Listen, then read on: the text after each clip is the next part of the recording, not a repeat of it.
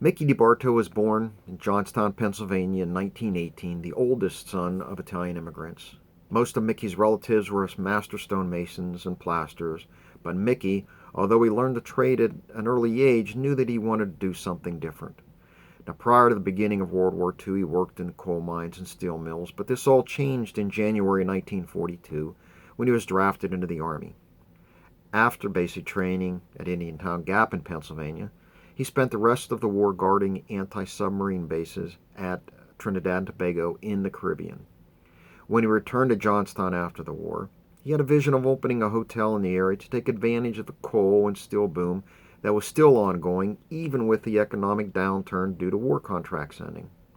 Now, being just out of the Army, he was soldier poor, so he partnered with his father and uncle and bought a property along the Somerset Pike, which was a main thoroughfare for steel workers and coal miners between Johnstown and Somerset. The property he bought was actually a house with a private club attached. Now, initially, because of state liquor laws, he could not sell alcohol until he sold food for a while. So while he was modernizing and adding to the club, he sold ice cream to meet that requirement. Finally, in late 1946, he opened the Stardust Hotel. Now, for the time it was built, it was an extremely modern hotel with the largest U-shaped bar and dance floor in the Johnstown area. It had a separate game room to play pool, a dining area, and 14 modern sleeping rooms. Between 1946 and 1972, the Hotel Stardust was known as the place to go. The clientele consisted of mainly blue-collar workers, but also travelers as they journeyed between Johnstown, Somerset, and Pittsburgh. During the day, the bar would be filled with coal miners and steel workers, and in the evening, the Hotel Stardust filled up with men and their wives and dates in suits and dresses. Later on that night, the bar again would fill up with coal miners and steel workers as they got off of their 3 to 11 shift. Mickey was able to hire a few people, but most of the work was done by either family or friends. Now, even though coal miners and steel workers were known as a tough, crude bunch, the Hotel Stardust was a family-friendly place.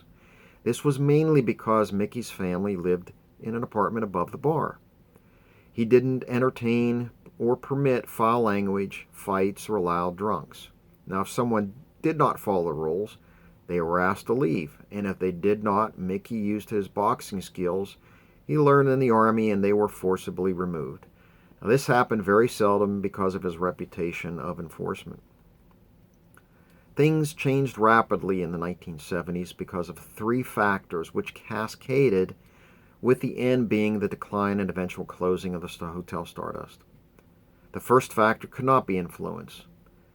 The late 1960s and 1970s saw a series of steel and coal strikes in the area, which, because of their length and frequency, forced clients to go elsewhere, mainly to cheaper steel coming from Europe and Asia, and then never came back.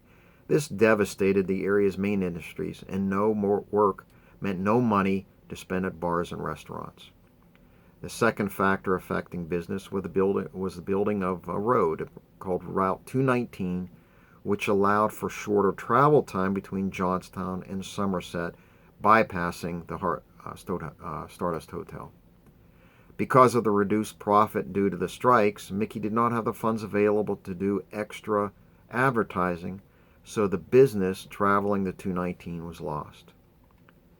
The last factor was a change in clientele. Now, this was one area Mickey could have done a better job influencing. Since most of the steel workers and coal miners were either gone, retired, or taking the 219, the clientele slowly changed to a younger crowd that wanted a different type of music, drank different drinks, and they wanted different types of food, not the ethnic food that Mickey was used to serving. And they didn't want to get dressed up in the evenings. Now, initially, Mickey's oldest son adapted to the change since most of the new clientele was of his age group with the same interests. But when he was killed in a car accident in 1980, the change fell on the shoulders of Mickey, who was unwilling to adjust to the changing times.